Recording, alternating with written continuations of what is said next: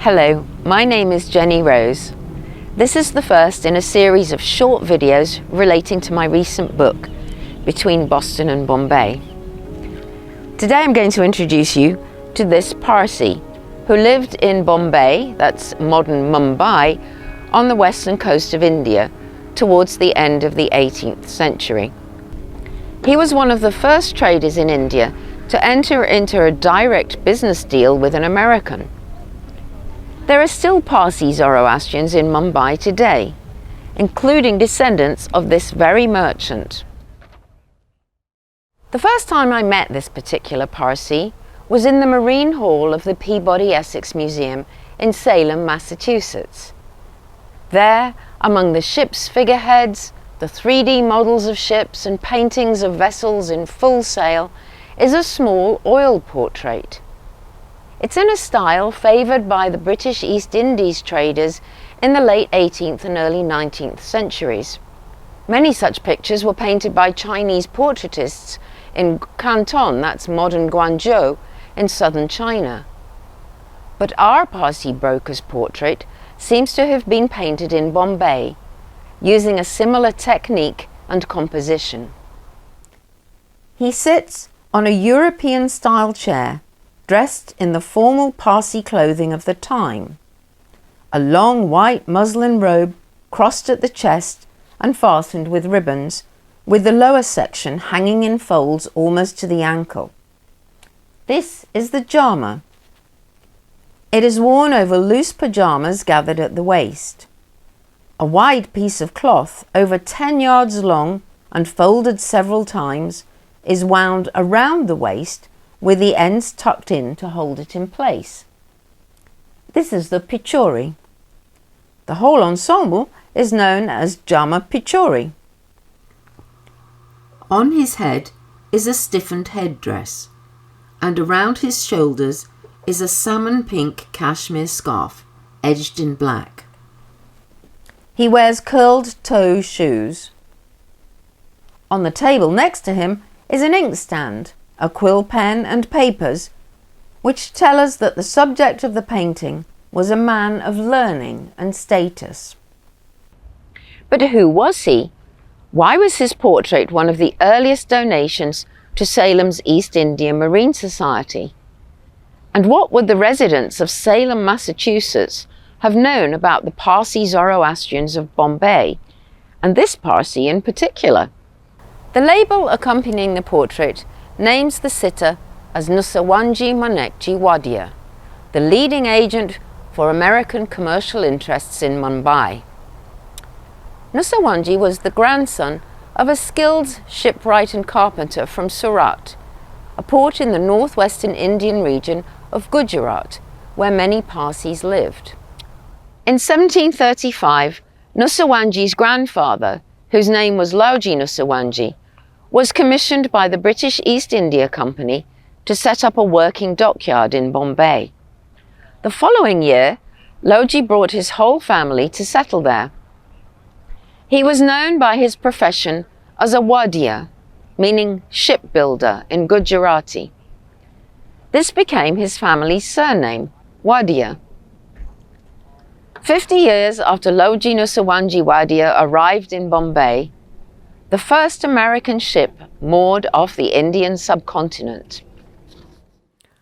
On December the 25th, 1784, that ship, the United States, sailed along the Coromandel coast of southeastern India. Having passed close to Madras, that is modern Chennai, it called in at Pondicherry, modern Puducherry, before returning to Philadelphia. This first voyage marked the beginning of trade between the two countries.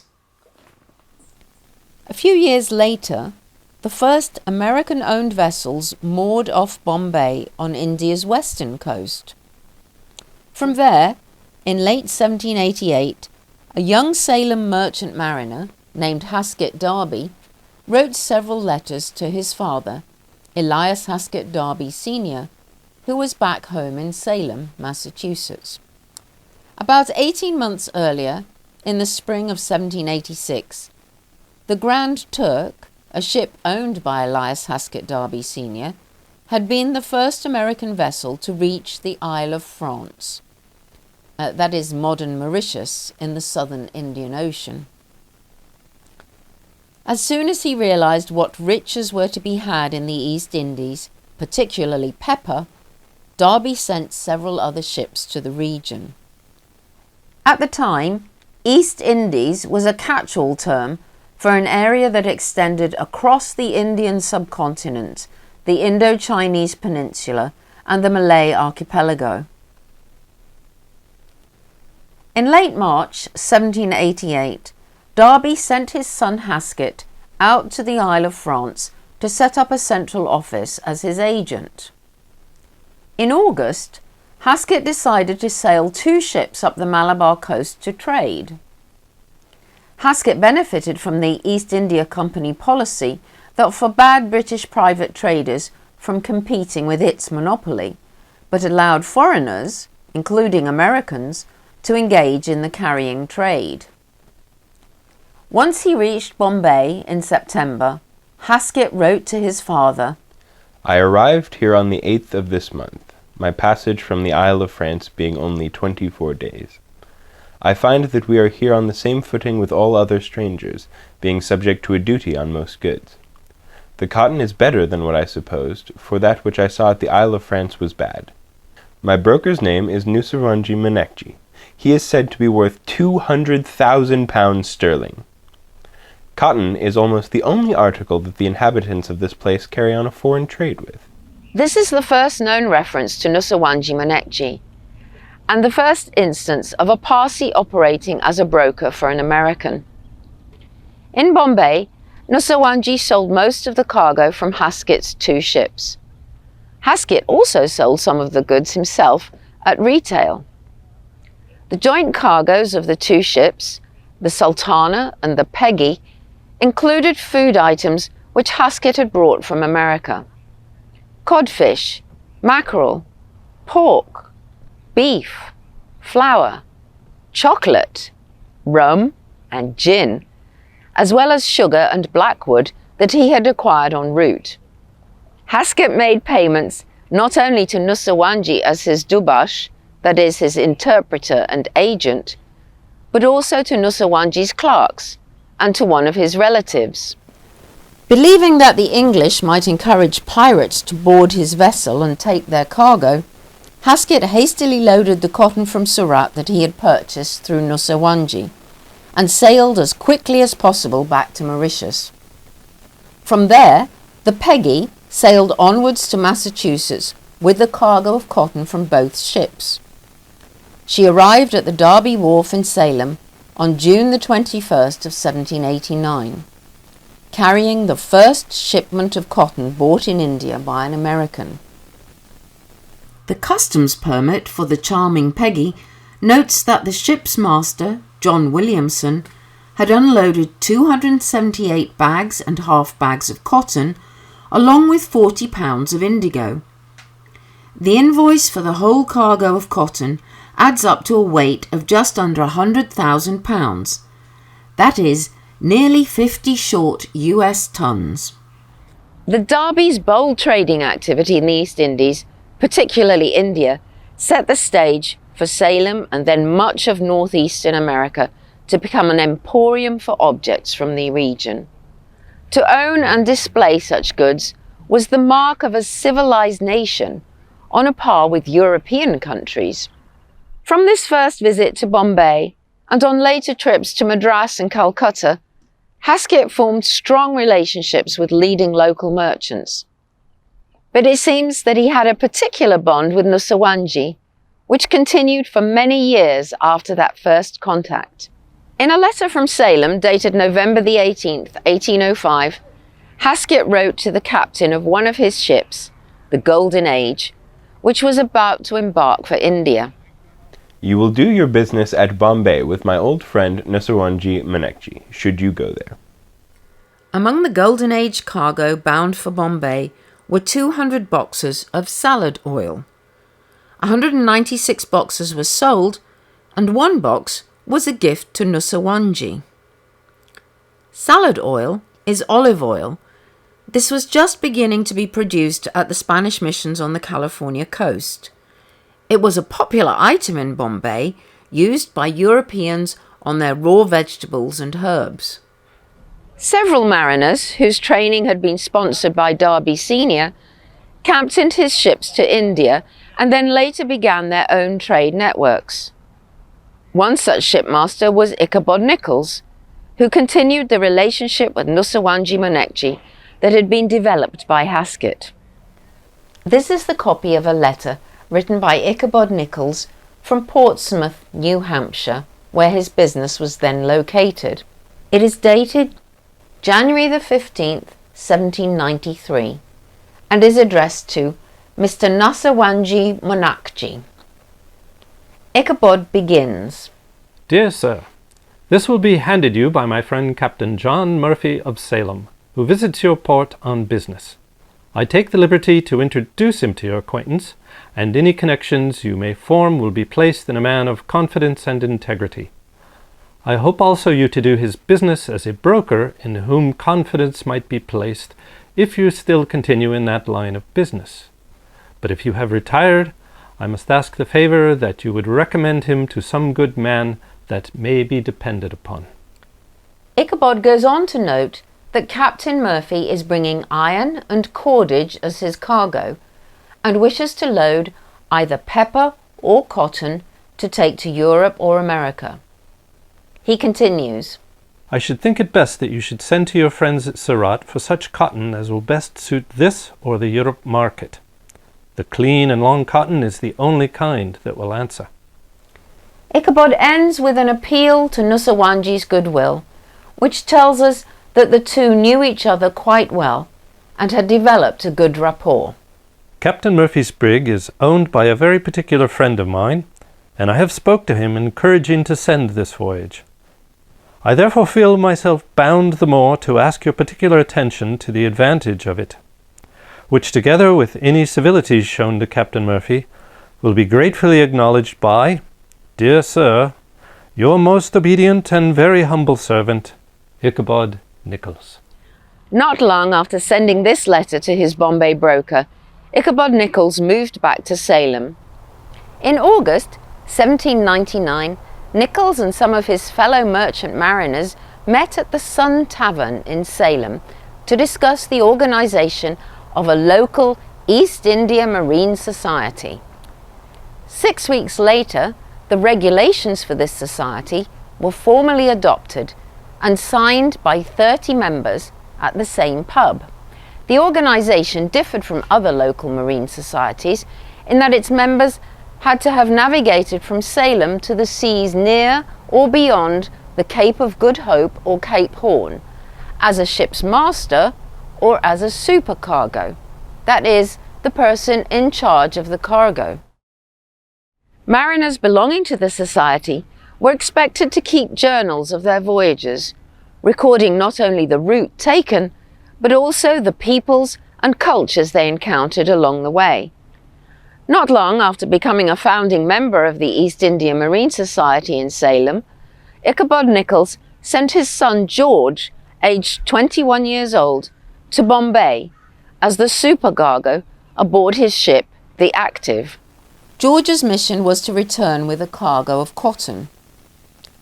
The Active left Salem in December 1799 and arrived in Bombay in late March or early April of the following year. George spent 6 weeks conducting his business in Bombay. At a very handsome profit. His broker was Nusawanji Monekji, whom George declared in his late life autobiography to be a very fine man. The Active returned to Salem with a cargo of 180,000 pounds of Surat cotton, a satisfactory deal on both sides. In his autobiography, George mentions that his broker had given him a camel's hair shawl, quite a handsome one. In return, George had presented Nusawanji with a compendium of volumes about historic sea voyages from Christopher Columbus to contemporary times. This choice of gift assumes that Nusawanji was literate in English and would be interested in the subject matter. Such tokens of esteem, a luxurious cashmere shawl and a bound set of books, would have consolidated the contractual obligations of each party. At the time of the gift-giving, George had also purchased a length of beautiful striped muslin, very delicate, made in Bombay for some distinguished person. The note, pinned to a remnant of this muslin, states that George paid $5 a yard for the cloth. That's about $100 a yard at today's prices. At the turn of the century, such fine muslin, or mull, was highly prized in Britain and Europe. Edward Baines, the son of a cotton manufacturer in Leeds, England, described Indian muslins he had seen, which were so fine they might be thought the work of fairies or of insects rather than of men. Small amounts of fine muslin were imported for the luxury market in America. The embroidered cotton that was brought back to Salem by George Nichols was made into a dress worn over white silk by his bride, Sally Pierce, on their wedding day, November the 22nd, 1801. Apart from the dress made from George's purchase in Bombay, the Peabody Essex Museum collection also includes this large cashmere shawl, which came from the estate of his granddaughter in 1938. The shawl is known as the moon shawl because of its distinctive central circular pattern. It is probably one of a pair of cashmere shawls that Nusawanji Manekji shipped to Ichabod and George Nichols on the ship Ulysses, which sailed into Salem from Bombay via Calcutta in September 1805.